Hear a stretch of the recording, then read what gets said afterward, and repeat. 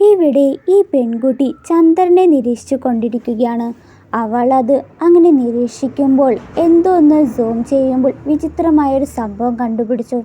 അവിടെ ചന്ദ്രനിൽ ഒരു ചെറിയ വീടുണ്ടായിരുന്നു. കൗതുകം കൊണ്ട് അവൾ കൂടുതൽ സൂം ചെയ്തു. അവളെ അത്ഭുതപ്പെടുത്തിക്കൊണ്ട് അവിടെ ഒരു വീടിനകത്ത് ഒരു വൃദ്ധനുണ്ടായി. അത് അവളുടെ മുത്തശ്ശനാണെന്ന് അവൾക്ക് മനസ്സിലായി. വർഷങ്ങൾക്ക് മുമ്പായിരുന്നു മുത്തശ്ശൻ മരിച്ചു പോയത്.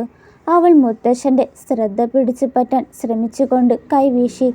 പക്ഷെ അത് വളരെ അകലെയായിരുന്നു. ഇവിടെ അവളുടെ മുത്തശ്ശന് അവളെ കാണാൻ കഴിയാത്തതുകൊണ്ട് തന്നെ നല്ല സങ്കടത്തിലാണ്. പക്ഷേ അവൾ തളർന്നില്ല.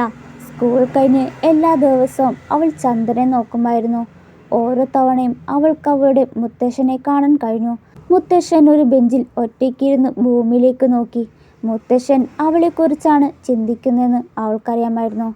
അങ്ങനെ അവൾ മുത്തശ്ശന് കത്തുകൾ എഴുതി അമ്പുവില്ലുപയോഗിച്ച് ചന്ദ്രനിലേക്ക് അയക്കാൻ ശ്രമിച്ചു. പക്ഷേ അതൊരിക്കലും വിജയിച്ചില്ല. അവളുടെ മുത്തശ്ശൻ അവിടെ ഒറ്റയ്ക്കിരിക്കുന്നത് കണ്ട് അവൾക്കാകെ വിഷമമായി.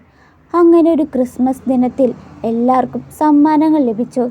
പക്ഷേ അവളുടെ മുത്തശ്ശൻ ഇപ്പോഴും ഒറ്റയ്ക്കാണ് ഇരിക്കുന്നത്. അതും ഭൂമിയിലേക്ക് നോക്കി.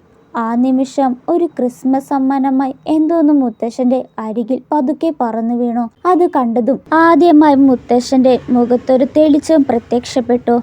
മുത്തശ്ശൻ ശ്രദ്ധാപൂർവം സമ്മാനം തുറന്നു. ഉള്ളിലൊരു ടെലിസ്കോപ്പ് ഉണ്ടായിരുന്നു. അതും ഭൂമിയെ വ്യക്തമായി കാണാൻ കഴിയുന്ന ഒരു ടെലിസ്കോപ്പ്. മുത്തശ്ശൻ ടെലിസ്കോപ്പ് വഴി മുത്തശ്ശന്റെ കുടുംബത്തെ അന്വേഷിക്കാൻ തുടങ്ങി. അപ്പോഴേക്കും മുത്തശ്ശന്റെ നോട്ടം പേരക്കുട്ടിയിലേക്ക് പതിഞ്ഞു. മുത്തശ്ശനും നോക്കി. അവൾ നേരെ കൈവീശുന്നത് കണ്ട് ആ നിമിഷം മുത്തശ്ശന്റെ കണ്ണുകൾ നിറഞ്ഞൊഴുകുകയാണ്.